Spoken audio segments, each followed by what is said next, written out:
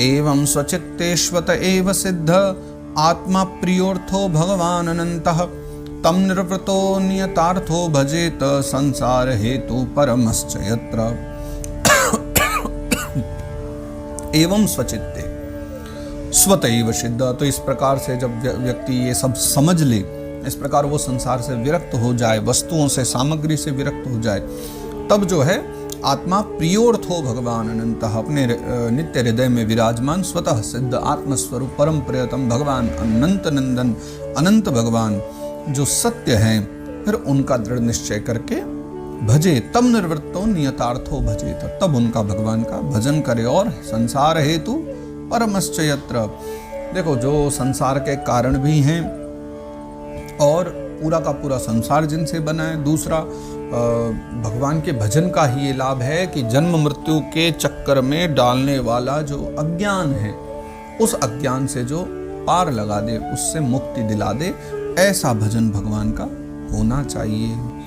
कस्त्वं त्वनादृत्य परानुचिंता मृते पशून सतीं नामयुञ्ज्यात् पश्यन् जनं पतितं वैतरण्यां स्वकर्मजान् परितापाञ्जुषाणम्। पशुओं की बात अलग है, पशु तो क्योंकि उनके अंदर उतनी बुद्धि नहीं है मानवों की तरह वो समझ सकें, लेकिन मनुष्यों में भला भाई ऐसा कौन होगा, कैसा व्यक्ति कि जो इस संसार रूपी वैतरणी में लोगों को कष्ट पाते देखे और फिर भी उनको मुक्त कराने का उपाय न करे, लोगों को दुख भोगते हुए देखे कि वैतरणी में दुख भोग रहे हैं, और उस दुनिया को वैतरणी नदी में दुख भोगते हुए देख करके भी स्वयं भगवान का चिंतन न करे। जब वो देख रहा है पूरा संसार उस दुख से दुखी है और फिर वो भी उसी दुख में पड़ने के लिए पागलपन दिखाए, भगवत भजन न करे, और फिर भी ऐसा कौन होगा भला कि इस असत विषयों में, ये संसार के जो विषय भोग हैं जो कि असत हैं, उनमें अपने चित्त को भटकने देगा। मानव ऐसा मिलना भी मुश्किल है जो ये सब देख करके भी संसार की चीज़ों को और फिर भी स्वयं को भटकने दे, तब भी भगवत भजन से दूर रहे। तब सुखदेव बाबा मुस्कुरा कर बोले कौन होगा ऐसा, लेकिन देखा जाए तो सब ही है, सब ऐसे ही कर रहे हैं। लेकिन फिर किसके लिए कह रहे हैं कि कौन ऐसा होगा, वो कहते हैं कौन बुद्धिमान ऐसा होगा, जो लगे पड़े हैं फिर भी दूसरों के दुख को देख करके भी फिर अपने आप भी उन्हीं दुख में डूब रहे हैं, वो तो पागल हैं, वो तो मूर्ख हैं। हाँ, लेकिन जो देख रहे हैं कि सब इसके कारण दुखी हैं, तो उससे दूर रहकर भगवत भजन में विषय आसक्ति से दूर हो करके, अनासक्त हो करके जो जी रहे हैं, ऐसे परम बुद्धिमान कहे गए। उन्हें हम संत कहते हैं, साधु कहते हैं, महापुरुष कहते हैं। केचित् स्वदेहान्तर्हृदयावकाशे प्रादेशमात्रं पुरुषं वसन्तं चतुर्भुजं कंजरथांग शंख गदाधरं धारणया स्मरन्ति। देखिए, अभी जिस धारणा के विषय में हमने बात शुरू की थी, अब ये उसका पहला श्लोक आया है यहाँ से। केचित् स्वदेहांतर हृदय अवकाश है, अपने हृदय आकाश में कुछ लोग जो हैं भगवान की धारणा करते हैं। प्रादेश मात्रम पुरुषम बसंतम, जो प्रादेश मात्र स्वरूप की भगवान का वो जो स्वरूप है उसकी धारणा करते हैं। धारणा कैसी कि चतुर्भुजम, भगवान के 4 हाथ हैं, कंजरथांग शंख गदाधरम धारणया स्मरंती, यानी भगवान के 4 हाथ हैं और उनमें जो है शंख, चक्र, गदा और पद्म यानी कमल, ये चारों वस्तुएं विराजमान है। तो ये ध्यान नहीं कर रहे हैं, ये धारणा है। क्या फर्क है दोनों में कि ये विचार कर रहे हैं कि भगवान के 4 हाथ हैं और एक में उन्होंने शंख धारण किया, एक में गदा, एक में पद्म, और ऐसा करते हुए जब वो सोच रहे हैं कि ऐसे ऐसे होंगे, ऐसा स्वरूप है, ये धारणा है। और जब ये पक्का हो जाएगा मन में, ये स्वरूप फिट बैठ जाएगा जा करके हृदय में, फिर दोबारा सोचना नहीं पड़े, वो सदा के लिए विराजमान हो जाए, तब आंख बंद करते ही जो स्वरूप आएगा ध्यान में, वो ध्यान है। फिर उनका चिंतन किया जाएगा निरंतर, उस स्वरूप को देखना ध्यान है, लेकिन उस स्वरूप को हृदय में बिठाना एक धारणा है। तो ऐसे ही यहाँ सुखदेव बाबा कह रहे हैं कि इस प्रकार चतुर्भुज स्वरूप की विद्वज्जन जो है धारणा करते हैं। प्रसन्न वक्त्रम नलिनायते क्षणम कदम्ब किंजल कपिशंग वाससम लसन महारत्न हिरण्मयांगदम स्फुरन महारत्न किरीट कुंडलम। और कैसी कैसी धारणा कर रहे हैं कि प्रसन्न वक्त्रम, भगवान प्रसन्न मुख वाले हैं, है ना। और नलिनायते क्षणम, कमल के समान भगवान के जो हैं नलिन यानी बड़े ही सुंदर और विशाल नेत्र हैं, बड़े बड़े नेत्र हैं, सुंदर हैं, मुख पर प्रसन्नता झलक रही है। और कदम्ब किंजल्क प्रसंग वाशसम, कदम्ब के जो पुष्प हैं यानी केसर के समान जो पीले पीले हैं, ऐसा भगवान ने पीला सा वस्त्र धारण किया हुआ है। भगवान की जो भुजाएं हैं लसन महारत्न हिरण्मयांगदम, है ना, भगवान की जो भुजाएं हैं वो श्रेष्ठ रत्नों से जड़े हुए सोने के बाजूबंद भगवान ने पहने हुए।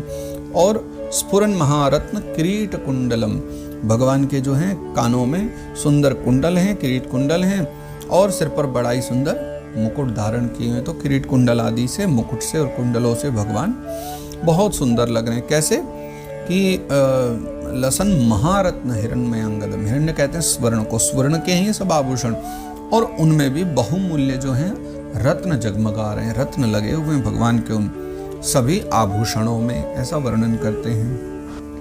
उन्निद्रहृत पंकज कर्णिकालये योगेश्वरा स्थापित पादवल्लभम श्रीलक्ष्मणं कौस्तुभरत्न कंधरम ममलान लक्ष्म्यावन मालयाचितम। भगवान के जो चरण कमल, कितना सुंदर यहाँ लिखा है कि उन्निद्र हृत पंकज कर्णिकालये योगेश्वरा स्थापित पाद पल्लवम।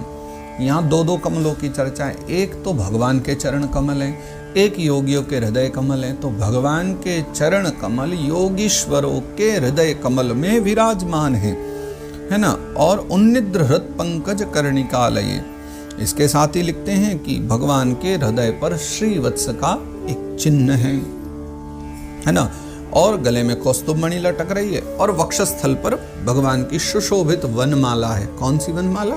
जो कभी भी कुंभलाती नहीं है, जो कभी भी बासी नहीं होती, ऐसी वनमाला भगवान के गले में लहरा रही है।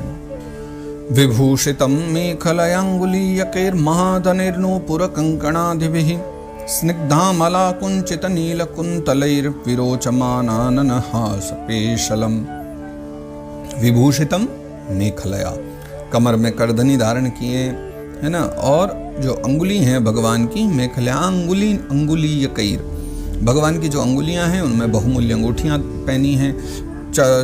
महाधनेर नूपुर कंकणादिभिः, चरणों में नूपुर पहने हुए हैं, है ना, हाथों में कंगन पहने हुए हैं, बहुत सारे आभूषण धारण किए हैं। स्निग्धामला कुंचित नील कुंतलैर्हि, भगवान के जो बाल हैं, बालों की जो लटें हैं बहुत चिकनी हैं, निर्मल हैं, सुंदर हैं, घुंघराली हैं, है ना, नीली नीली हैं। और विरोचमाना नन हास पेशलम, उनका जो आनन है, मुख है, वो हास पेशलम, यानी भगवान का जो मुख कमल है वो मंद मंद मुस्कान से खिल रहा है। भगवान बहुत मंद मंद मुस्कुराते हुए प्रसन्न हो रहे हैं। अदीन लीला हसिते क्षणोल्लसद भ्रूभंग संसूचित भूर्यनुग्रहम ईक्षेत चिंतामयमेनमीश्वरम यावन मनोधारण यावतिष्ठते। अब सुखदेव बाबा ने एक बात यहाँ और कह दी है।